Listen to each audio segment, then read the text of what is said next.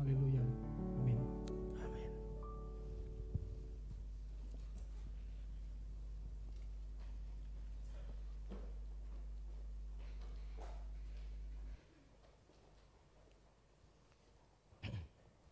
Shalom. Puji nama Tuhan, Bapak Ibu Saudara yang saya kasih dalam Tuhan Yesus. Kita bersyukur kalau saat ini kita masih diberi kesempatan untuk bersama-sama datang ibadah. Puji nama Tuhan. Saudara, kita akan melihat Kisah Para Rasul 1, ayatnya yang ke-6 dan yang ke-7. Kisah Para Rasul 1 ayat 6 dan yang ke-7, saya akan baca untuk saudara sekalian.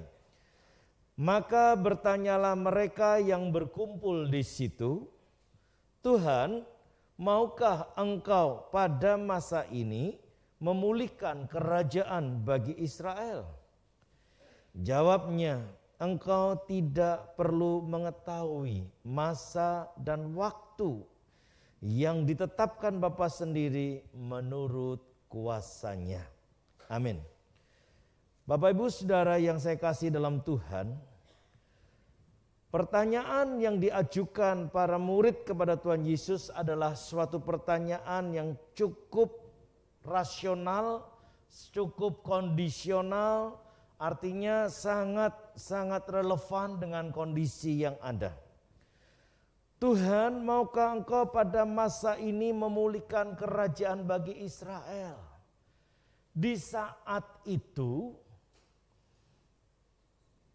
orang-orang Israel atau Yudea, Samaria dan sekitarnya ada di dalam kekuasaan Pontius Pilatus yang adalah gubernur daripada kerajaan Romawi. Dan saudara, ungkapan ini adalah satu gambar bahwa begitu sangat tertekannya dan mencekamnya. Saudara melihat sejenak kebangkitan Yesus menjadi heboh, bukan? Bahkan mereka ditulis di dalam Alkitab mengunci pintu kuat atau rapat-rapat. Karena khawatir kalau tentara Romawi masuk dan menganggap mereka mencuri mayat Yesus. Maka dari itu saudara, kecemasan, ketakutan yang begitu hebat datang atas kehidupan mereka. Sekalipun Tuhan Yesus menyatakan diri secara luar biasa, bahkan selama 40 hari ia menguatkan, meneguhkan dengan berbagai perkara. Di antaranya yang sangat menarik, Injil Yohanes minggu lalu sudah sedikit disinggung. Bagaimana Tuhan Yesus mengajak mereka sarapan, makan bersama.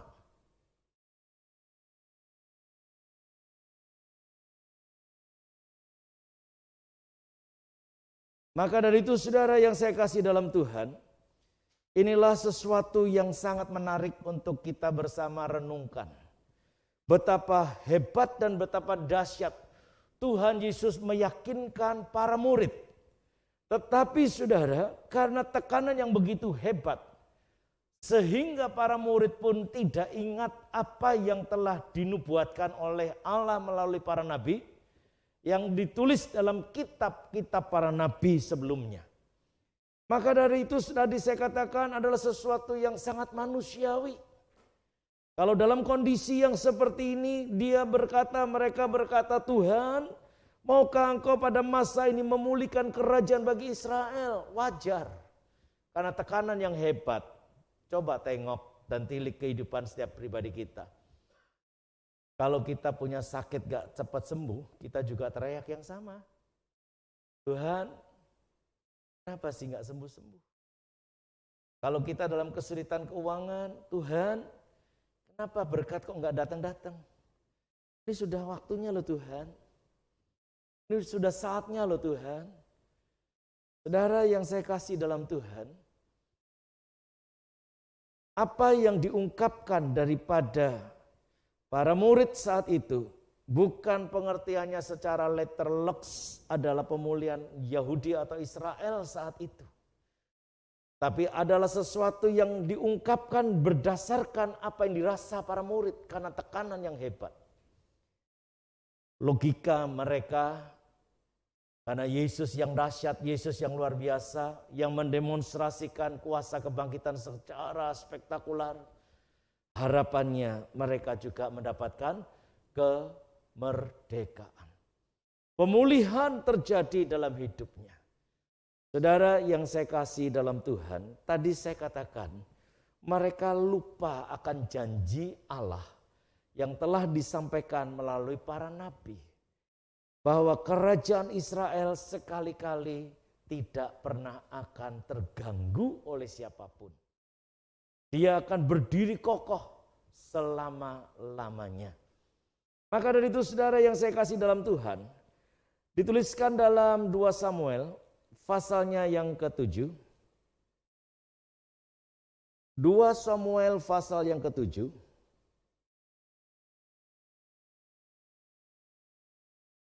Ayat yang ke-12. Apabila umurmu sudah genap dan engkau telah mendapat perhentian bersama-sama dengan nenek moyangmu, maka aku akan membangkitkan keturunanmu yang kemudian, anak kandungmu, dan aku akan mengokohkan kerajaannya.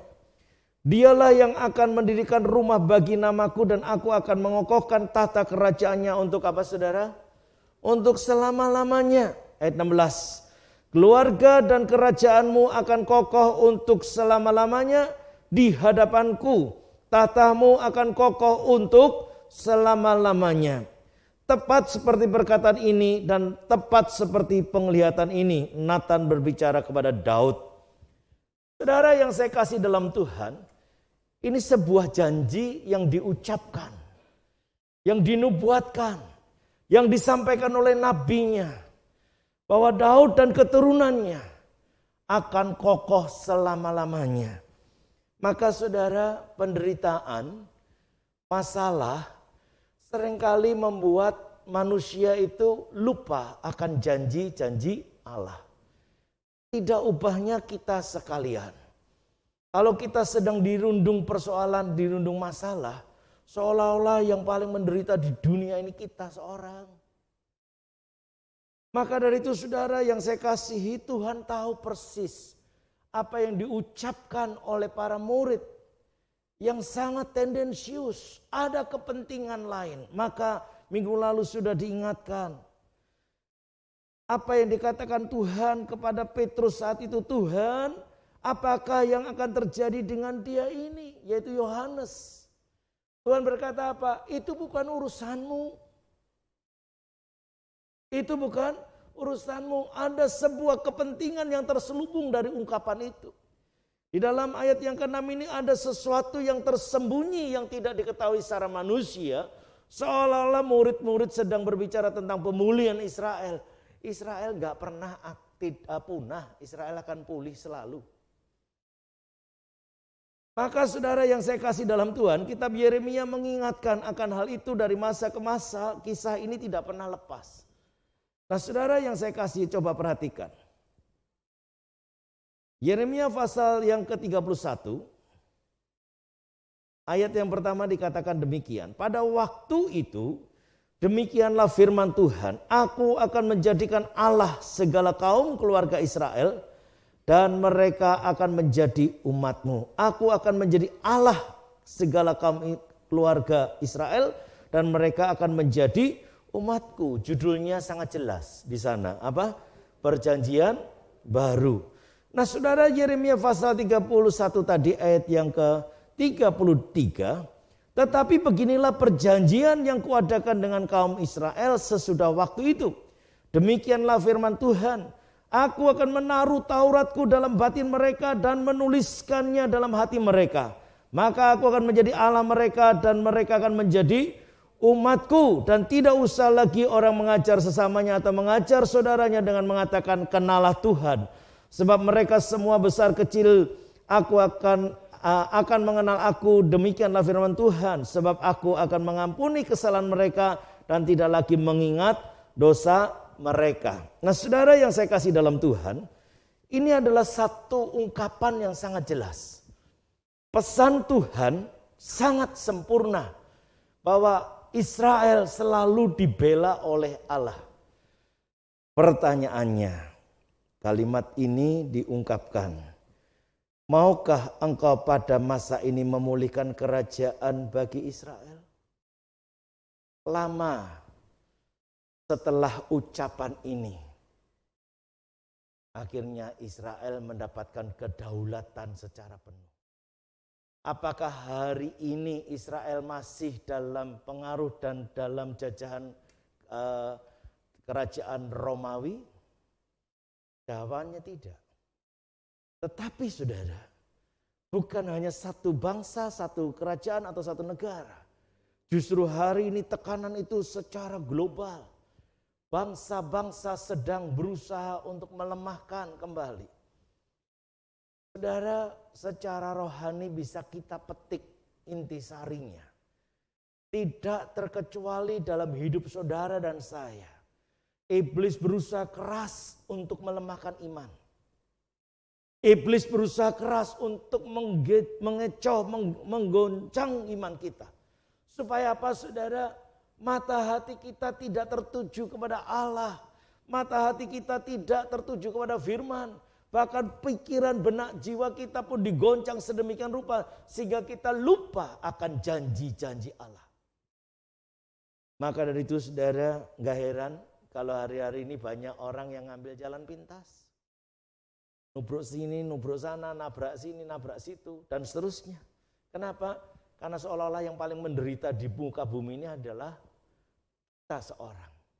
Nah saudara yang saya kasih dalam Tuhan, firman Allah mengingatkan Tuhan akan memulihkan. Keturunannya akan kokoh. Dan pertanyaannya, sampai hari ini Yesus dan murid-muridnya termasuk kita, apakah tidak sedang mengalami tekanan? Ini saudara, sampai hari ini di Indonesia masih mengalami dan bahkan di belahan bumi yang lain juga mengalami kisah yang sama. Untuk bisa menyembah Yesus sulitnya luar biasa. Kemarin saya sedikit mengikuti kegiatan Komnas HAM lewat Zoom. Saya timbulkan pertanyaan.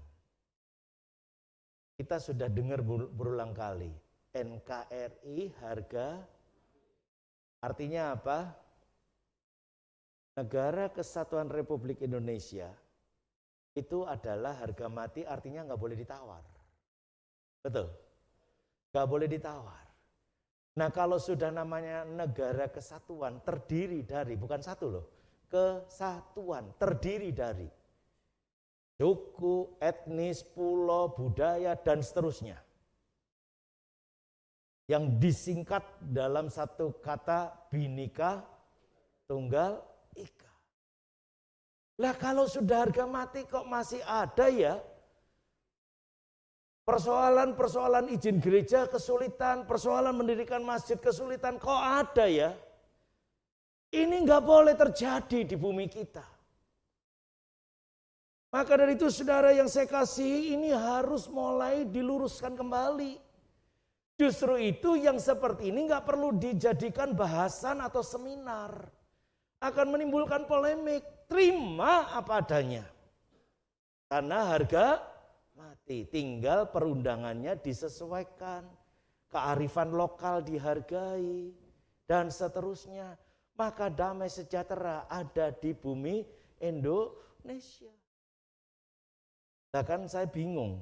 Kalau sampai hari ini masih terjadi persoalan-persoalan seperti itu. Contoh. Mendirikan yang namanya GKI Yasmin di Bogor lebih kurang 10 tahun. Bermasalah tidak pernah selesai. Ini NKRI harga mati. Ya terima perbedaan. Terima realita. Etnis, suku, agama, budaya. Terima apa adanya. Jangan dipersoalkan. Duduk bersama merumuskan. Membuat formula hidup bersama itu seperti apa. Orang-orang yang saat itu bertanya, Tuhan maukah engkau pada masa ini memulihkan kerajaan bagi Israel? Israel itu dalam berkat nama Tuhan. Bahkan Israel akan menjadi berkat bagi bangsa-bangsa. Ya, memang sebagian daripada mereka dikeraskan hatinya.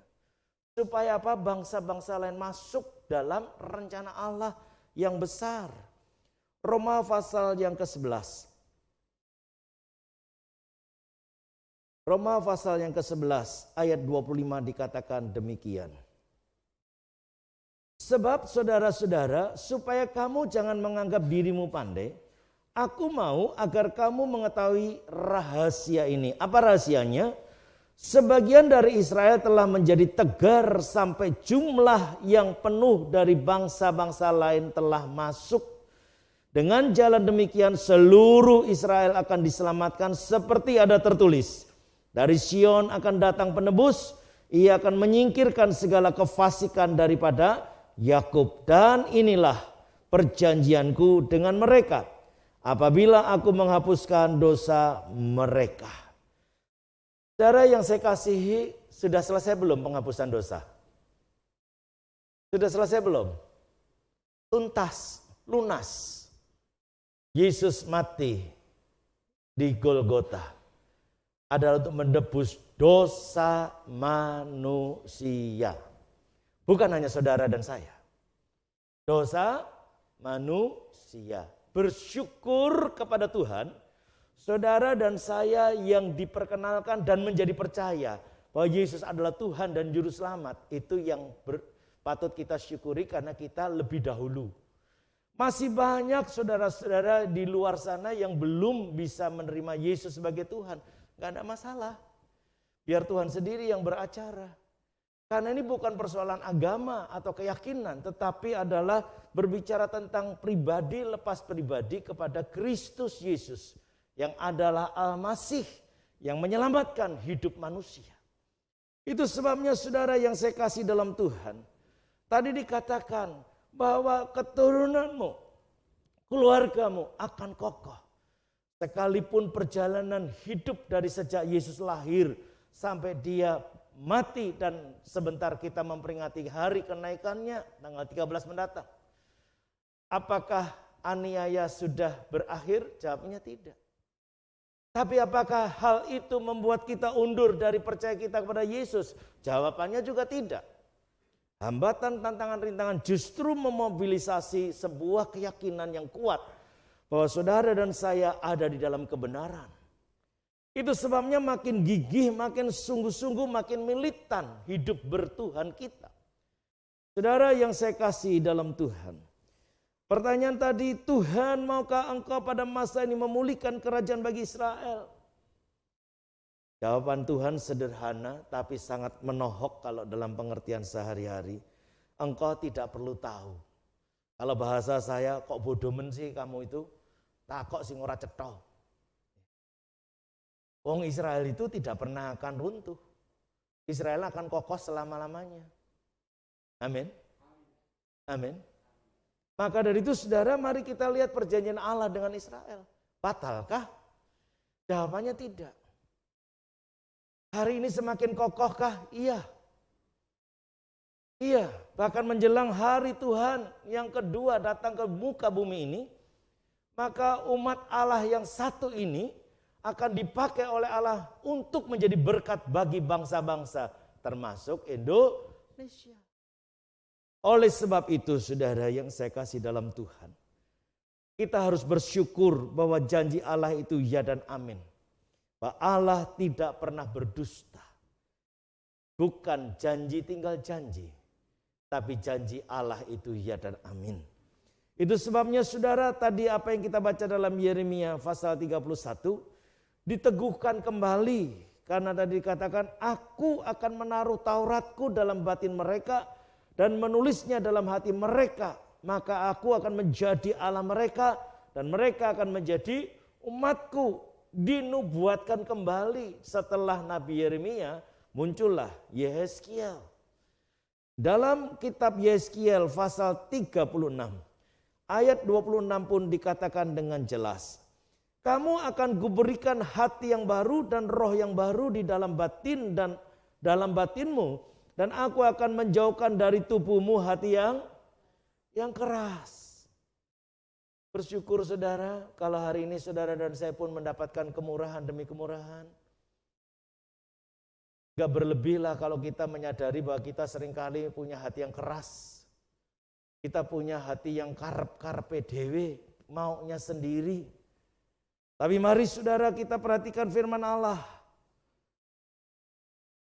Aku akan menjauhkan dari tubuhmu hati yang keras Dan kuberikan kepadamu hati yang taat. Rohku akan kuberikan diam di dalam batinmu. Dan aku akan membuat kamu hidup menurut segala ketetapanku. Dan tetap berpegang pada peraturan-peraturanku. Dan melakukannya.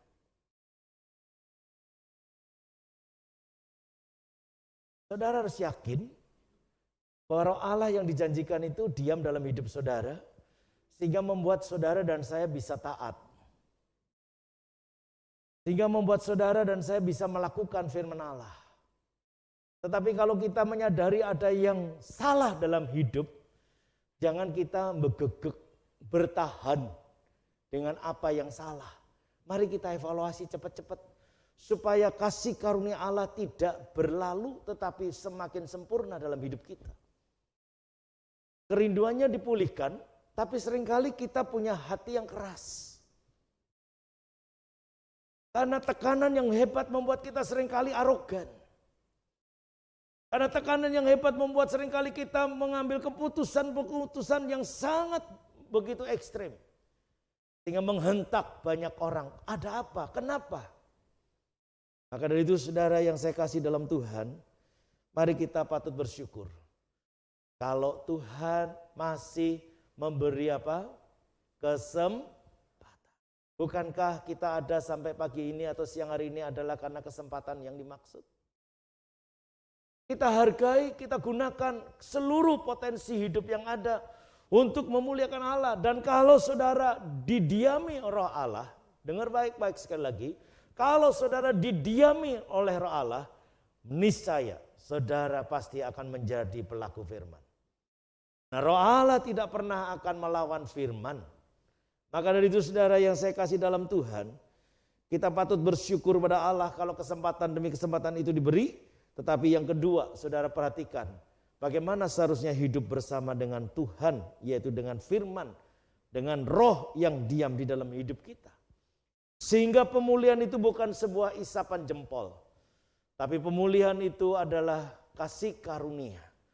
Kenapa ada kata pemulihan, ada kata pembaharuan? Karena manusia itu keras hatinya tadi. Allah mengizinkan perbudakan terjadi karena kekerasan hati. Allah mengizinkan dibuangnya umat Allah ke Babel itu karena kekerasan hati. Allah mengizinkan orang-orang Israel di bawah tekanan kerajaan Romawi atau bahkan bangsa-bangsa di sekitarnya saat itu pun karena kekerasan hati. Kerajaan Yehuda di bawah Romawi, kerajaan Israel di bawah Asyur, itu karena kekerasan hati. Allah mengizinkan. Supaya apa? Ada kerendahan hati.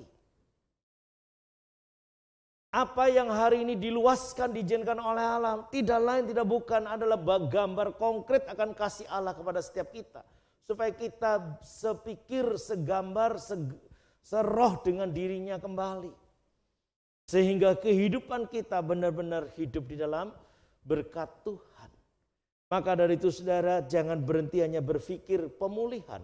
Tapi saudara tidak tahu bagaimana dipulihkan. Bahkan tidak menghargai karya-karya Allah yang besar. Saudara yang saya kasih dalam Tuhan. Engkau tidak perlu mengetahui masa dan waktu yang ditetapkan Bapa sendiri menurut kuasanya. Itu sebabnya hari Tuhan atau kedatangan Tuhan kedua kali tidak dituliskan kapan. Ya. Tetapi saya sering kali katakan ada dua peristiwa tentang kedatangan Tuhan. Yang pertama, dengan meninggalnya atau wafatnya seseorang, dijemput para malaikatnya, itu gambar adalah pemanggilan rencana Allah. Yang kedua saudara, pasti dia akan datang untuk menjemput kita yang masih hidup dalam kesempurnaan berjumpa Tuhan di awan-awan. Maka saudara, hari Tuhan itu kita nantikan. Kapan? Gak tahu. Tetapi satu hal yang dicatat oleh dalam Alkitab, Bapa Allah kita tidak akan berbuat sesuatu sebelum menyatakannya kepada para nabi atau hamba-hambanya. Maka tunggu waktu pemberitaan atau kabar itu disampaikan. Nah, dalam tahap menunggu bukan berarti kita terus nina bobo atau terlena. Maaf. Pada saat posisi menunggu, mari kita benar-benar waspada. Supaya segala apa yang saat ini diizinkan ada dalam hidup kita, kita benar-benar kerjakan dengan baik. Kita betul-betul lakukan dengan setia. Sehingga seluruh kehidupan kita makin hari makin berkenan di hadapannya. Saudara yang saya kasihi, apa yang dikatakan dalam Yeskiel belum selesai. Dan diungkapkan kembali dalam kitab Yoel. Kitab Yoel, saudara, dikatakan ayat pasal 2 ayat 28. Yoel 2 ayat 28. Kemudian daripada itu akan terjadi bahwa aku akan mencurahkan rohku ke atas semua manusia. Maka anak-anakmu laki-laki dan perempuan akan bernubuat. Dan orang-orangmu yang tua akan mendapat mimpi. Turuna-turunamu akan mendapat penglihatan-penglihatan. Juga ke atas hamba-hambamu laki-laki dan perempuan akan kucurahkan apa? Rohku pada hari-hari itu. Aku akan mengadakan mujizat-mujizat di langit dan di bumi, darah dan api dan gumpalan-gumpalan asap. Matahari akan berubah menjadi gelap gulita dan bulan menjadi darah sebelum datangnya hari Tuhan yang hebat dan dahsyat. Dan barang siapa yang berseru kepada nama Tuhan akan apa? Akan apa, saudara? Diselamatkan, sebab di Gunung Sion dan di Yerusalem akan ada keselamatan. Seperti yang telah difirmankan Tuhan. Dan setiap orang yang dipanggil Tuhan akan termasuk orang-orang yang terlepas. Akan datang peristiwa menjelang harinya Tuhan tadi. Roh Tuhan dicurahkan secara luar biasa. Saudara dan saya adalah pribadi yang hidup di penghujung zaman. Mari siapkan hati kita, jiwa kita. Jangan berkutat dengan persoalan-persoalan kedagingan duniawi yang terus melemahkan iman. Tapi kita harus berani melawan arus. Kita juga berani mengambil keputusan. Sekali Yesus tetap Yesus. Artinya apa? Kebenaran menjadi panglima besar dalam hidup kita. Kebenaran yang akan menuntun saudara dan saya. Karena hadirnya roh Allah dalam hidup kita. Amin. Sekali lagi saudara, Tuhan, maka engkau pada masa ini memulihkan kerajaan bagi Israel. Tersirat di dalamnya. Supaya tidak dalam tekanan Romawi. Tersirat di dalamnya dalam hidup kita. Supaya tidak ada kesulitan ekonomi. Supaya tidak ada sakit penyakit. Supaya tidak ada disharmoni. Tetapi semuanya baik. Ideal, baik, benar. Tetapi jangan lupa, apa yang membuat dis tadi? Terganggunya keuangan, terganggunya kesehatan, terganggunya keharmonisan, apa penyebabnya? Karena Tuhan tidak pernah melahirkan itu. Amin. Tuhan tidak pernah mendatangkan itu, tetapi Tuhan membiarkan dan mengizinkan itu terjadi. Artinya apa? Tuhan melihat kekerasan hati kita, kebebalan hati kita, maka dibiarkan peristiwa tersebut berlangsung. Itu sebabnya saudara, mari kita perhatikan dengan baik. Apabila saudara dan saya hidup di dalam firman dan firman itu ada dalam hidup kita, wow, luar biasa. Semua diberikan oleh Allah kepada yang dicintainya. Amin. Maka dari itu saudara, kembali. Engkau tidak perlu mengetahui masa dan waktu yang ditetapkan Bapa sendiri menurut kuasanya. Kita hanya diminta percaya saja. Gak usah ngutak-ngatik yang aneh-aneh. Percaya saja. Satu kali saudara akan dikabarkan ini hari Tuhan. Gitu loh. Ya, harus percaya. Kapan? Gak usah mereka-reka. Tanggal berapa, bulan apa, tahun berapa. Gak usah. Pokoknya dalam masa penantian kita lakukan yang benar, yang berkenan di depan Allah. Maka saudara dan saya akan hidup dalam kasih karunia-Nya dengan tidak henti-hentinya. Amin. Kiranya firman Tuhan pada saat ini menguatkan dan meneguhkan kita. Mari saudara izinkan dia melakukan satu perkara. yang hebat dalam hidup kita. Saudara dan saya diciptakan sepeta dan segambar dengan dirinya. Dan Tuhan sudah berfirman, berbahagialah orang yang diampuni dosa dan pelanggarannya, yang tidak diingat-ingat dosa dan pelanggarannya. Dan kita telah beroleh kesemuanya itu. Maka dari itu patutlah kita bersyukur kepadanya. Mari kita berdoa. Bapa di surga, terima kasih untuk kesempatan yang indah pada saat ini. Kami bersyukur untuk pengajaran demi pengajaran yang Kau berikan Tuhan. Ampuni semua kelalaian, ampuni semua kekerasan hati yang ada dalam hidup kami. Sehingga seringkali kami berbantah dengan Engkau. Bahkan kami mencederai seorang kan yang lain. Tetapi kami mau belajar Tuhan, dengar-dengaran akan suara Tuhan. Supaya hidup kasih karunia ini tidak berlalu, tetapi tetap melekat dalam hidup kami. Ada dalam hidup kami dari hari ke hari. Dan kami hidup penuh dengan kedamaian. Terpujilah nama-Mu ya Bapa. Kami mengucap syukur karena kebaikan kemurahan Tuhan. Dalam nama Tuhan Yesus, Engkau akan menjadi jawaban senantiasa bagi setiap kami yang berseru-seru kepada Tuhan. Di dalam nama Tuhan Yesus kami berdoa. Amin. Siapkan hati untuk menerima tubuh dan darah Tuhan. Para pelayan sedang maju ke depan.